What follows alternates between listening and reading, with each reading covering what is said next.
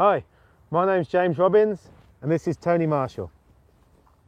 Match Fishing Magazine challenged us to fish a venue, a natural venue, with two different approaches.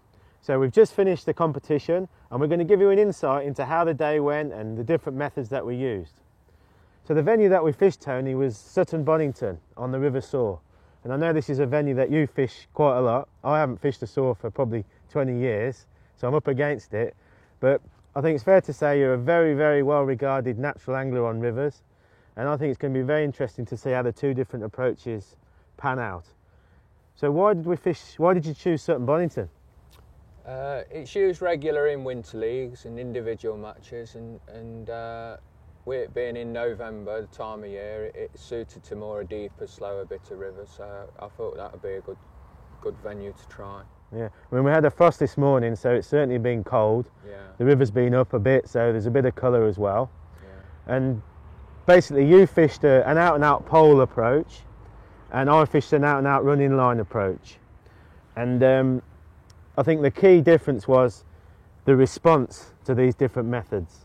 I just loose fed, whereas you fished 3 different lines with bread punch, hemp and chopped worm. What I'd like to do is just break down these different methods and different approaches. So I think you started on bread punch, didn't you? Yeah, I started on bread punch. It's more likely to give you a quick reaction and early fish and bites, and basically when you're in a match you don't want to fall behind on numbers of fish at the early stages, and my other lines were an option of if things were going a bit slow, there were a chance of bonus fish and catching up on weight that way. Okay, so how did you actually kickstart your peg to start with on the punch, because you did catch pretty much instantly? How did you actually feed the bread punch line? Yeah, with the depth and the flow that we've got, I introduced my punch in a bait dropper. Right. So it was very accurate, and I knew where it was. And the same goes with the chopped worm, but basically it was shot bought white ground bait, fine white ground bait, mixed to around about 3 parts white ground bait to 1 part water, of which that I added liquidized bread right. to. Depending on how I feel the session will go or where I'm fishing, depends on how much liquidized bread I put to the white ground bait. If it was good weather or I fancied some more chub, I'd put quite a bit.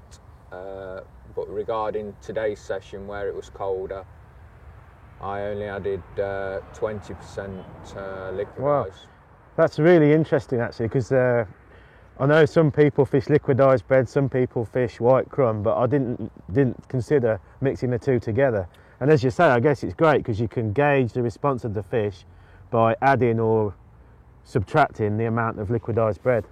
Yeah, I feel that the white ground bait's like your base, and that is feed, but the actual liquidized is more feed, and I feel as if I'm like adding pinkies to ground bait. Yeah, okay. So on a good day you'd add more pinkies, on a bad day not so much. Right. So I use it like that. And what line did you put that in at? It looked like about 11 metres, was it, or 13 metres? It was 13 metres, that was, yeah. And you've put that pretty much straight out in front of you, yeah? Yeah, my punch rigs were top 5, a 1.5 gram float, very, very positive with an Olivet and a few shots for droppers. Because I've bait dropped it in, it needs to be pretty positive so it gets down. And like I say, that were a top 5 because I wasn't expecting to go far down my peg. Yeah, sure. With my I mean, bait punch is dropping quite in. a positive method, isn't it, in that Yeah, respect? Yeah, that's right. Well, how about topping up? Because that's another difficult area. Because the last thing you want to do is overfeed the fish if you're catching fish, but you do need to top up as well. So how do you gauge that? Yeah, generally you go by bites, and as a general rule on experience, it's generally about 15 minutes would be the earliest you'd be looking at topping it up, and on a really cold day you could go as much as 50 minutes. Today about 40 minutes was about right. Okay, so, and you top up with the bait dropper as well? Yeah, I always feed with the bait dropper. Okay, yeah. that's interesting. So that was your first prong of the attack. I noticed that you obviously fed a chop worm line as well.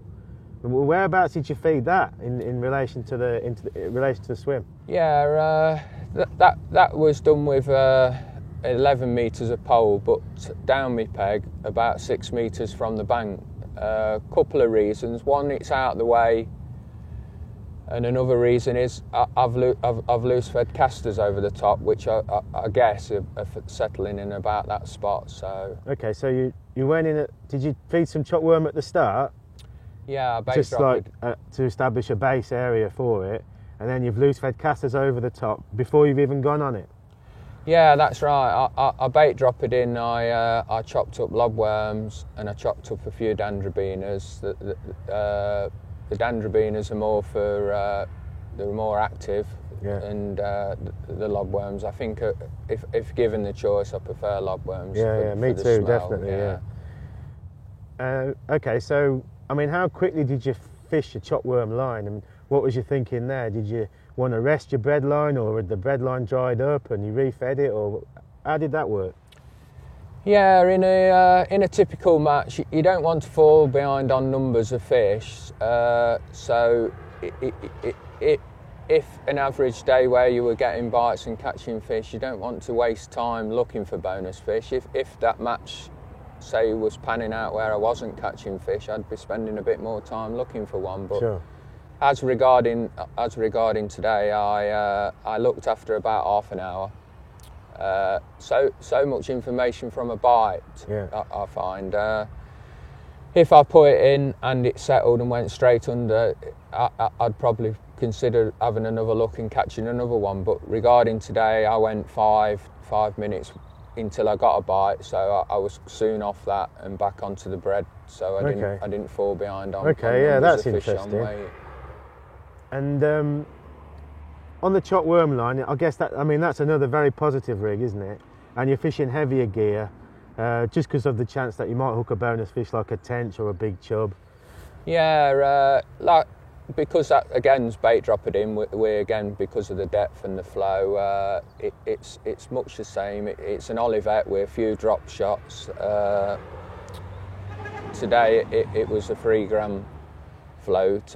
Again, the line's stronger. I could encounter a tench, and hook bait for myself is more just a lob tail of various sizes. And I did notice that you were lifting it and dropping it and really working the bait to induce a bite from the perch as well. Yeah, to trigger him to sort of take the bait. It encourages bites, lifting and dropping. Yeah, sure. I think I want to go back to the bread punch line, because that's something that it's not complicated, but I did notice, and after talking to you as well, about some key things. I think one thing that we should mention is your thinking behind the actual bread punch. I know that you use the Semo bread punch, which has got quite a deep, produces quite a deep pellet. And I mean, what's your thinking there? What do you want to achieve with the actual bread punch that you're fishing on the hook? Yeah, it's you want it to obviously stop on the hook, which is one of the problems, but you don't want it to compress so it's hard, just as a means of, I found that you miss bites on it. Yeah. The softer the bait is, the more bite to fish ratio you'll have on the day. Yeah, because I think that you can, sometimes the perception is you want to fish quite a hard pellet because it stays on the hook easy, you can get in and out a bit more often, but as you say, I think you get less bites, you probably hit less bites, and it's counterproductive. Yeah, it's all about turning bites into fish. It's no good having hundreds of bites and not so many fish. You want to be more or less up there, a good 80% wear bite to fish ratio. But and what about your actual rig, Tone? What hook length were you using? What diameter and what hook were you using on the bread punch? Yeah, today because it was clear. I've fished an 18s fine wire hook, 12-ounce hook length, and a 1-1 main line sort of thing. I think that's quite interesting in itself, because you still like to use old school Bayer, don't you? Yeah, I do. In 12 ounce and a pound. Yeah. What's your thinking there? No, really thinking. It's a little bit of it's not broken, as in not. I'm not saying not broken, but why change sort of thing. But yeah. I think that's interesting, particularly nowadays. Everyone talks about diameter. Yeah. But you do on the chop worm rig. You do fish high tech line on that, don't you? Yeah, that was 015 main line and 013 up length. Like I said earlier, because I could have encountered a tench or. Yeah, sure. So.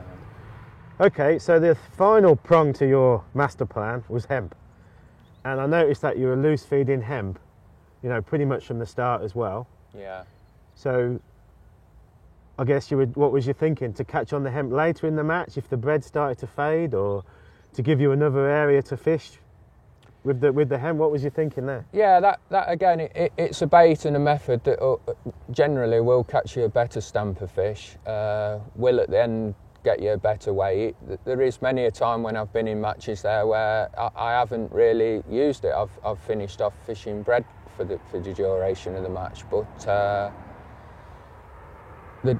today they were a little bit small on punch, and I had a look at the midway stage and the fish were of a slightly better stamp. It wasn't ideal to fish it at that stage, so I went back and carried on catching some on bread. But generally it's a bait and a method that will get you better fish and get you a better weight. And I was interested to learn that you didn't feed the hemp past your bread.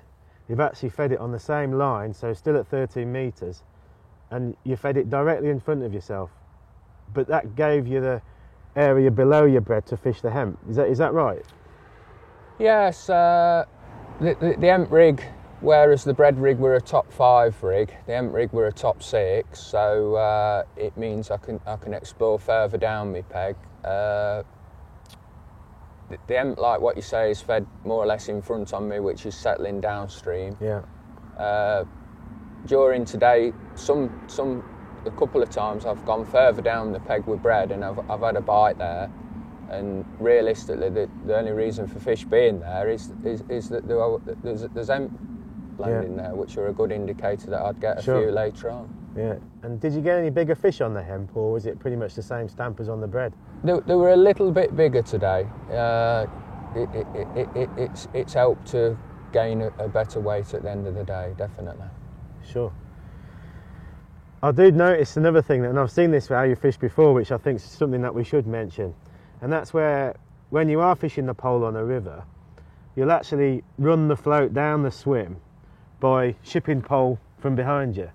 Yeah, I know it sounds like an obvious thing to say, but I think it's key, because a lot of people will just fish the pole in front of themselves, and obviously when they get to the limit of that amount of pole, that's as far as they can go. You'll actually have another couple of sections, and you'll actually follow the float down, won't you? Yeah, that's right, yeah. So you're almost fishing a running line, but with a pole. Yeah. It depends on where you are and what the bank's like, and it depends on whether the river's going round a bend or coming on the inside. Today we were on a slight bend, which meant naturally your float was going outwards, so you needed extra pole behind you to feed out. What I tend to do is I lift the float up. That encourages a chance of a bite, and every time I lift it up, I shove a little bit more pole out to keep it going in the right flow. Yeah, and especially when you've got that long line on your hemp rig with 6 metres to hand, that gives you that extra room as well to fish down the right, yeah, that's very important. So that's how my day went. How did your day go? You had to fish running line, and what were your choices? Well, yeah, as you say, I was confined to fishing with the running line, so I actually set up 4 different methods, but I was only really going to fish on 2 different lines. So I've set up a bollo with a 3 gram bollo. I've set up a 4AA waggler. I've set up a stick float to fish closer in, and I've also set up a straight lead. And my general thinking was I'm just going to loose feed maggots, and I'll gradually try to build the peg up and hopefully try to catch, or I wanted to try and catch some bigger fish. That was my thinking. The line I fed out was about 2/3, just loose feeding 5 or 6 maggots, quite regular. And I started on the bollo because I like fishing the bollo on a river like this, even though it's not too pacey. It means I can search the peg and I can try and find out where the fish are feeding. Yeah, and did you find the bollo better today or the waggler? I'd say yeah. I think the bollo caught me more fish. As the match progressed, I caught fish on the waggler. I think it was because the fish had come off the bottom.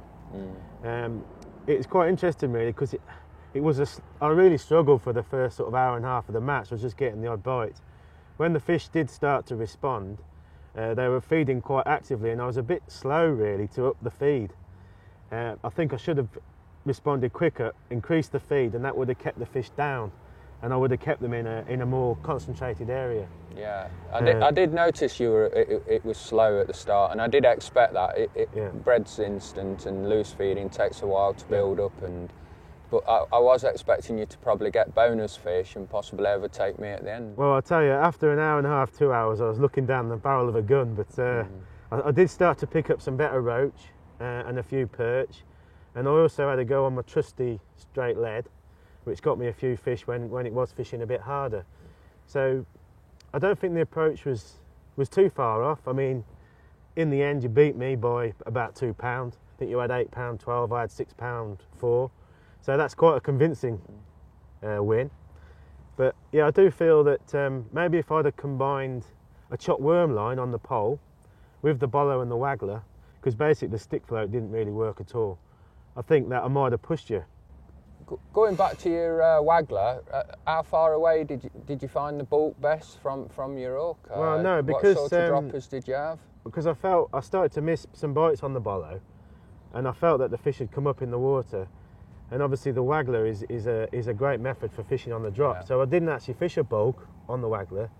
I spread out my shot in the bottom, probably half of the rig, my number 8 shot, so that I feel that it gets the bait down into the zone, so perhaps in the bottom half of the depth, and then gives me a nice slow fall, or a slower fall, to present the bait on the drop. And I find that works really well on rivers. I think sometimes you can neglect fishing off the bottom, and it did work today, that's for sure. And you said you fished straight lead. What sort of tail did you find best today? Well, I mean, that's a bit of an old school method as well, and I love fishing the straight lead. Obviously I fished a short soft rod, the new Sigma wand, which has got very fine tips so that you can detect the slightest bite, and a little bit like you, where you're swapping between your different lines to rest a line.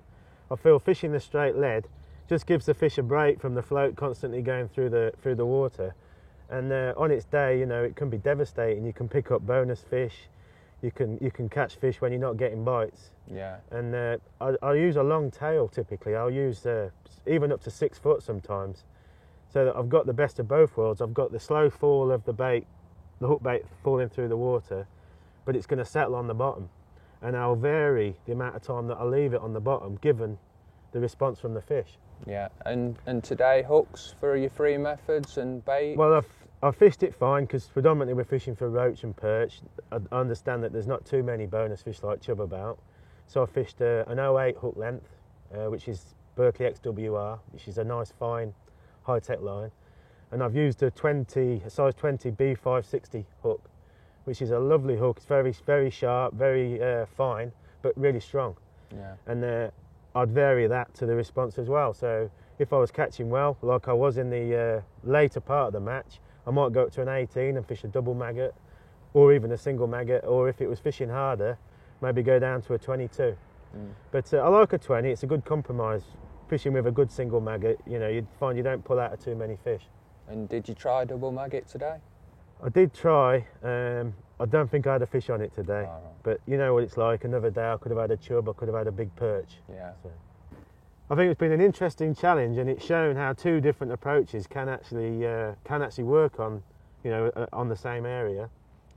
And another day, maybe if I'd have picked up a couple of bonus fish, I might have pushed you a bit harder. But I tell you, I've been fascinated to have an insight into your methods, and I particularly like the way that you're constantly weighing up the response from the fish, and also what you can see around you, what other anglers are fishing.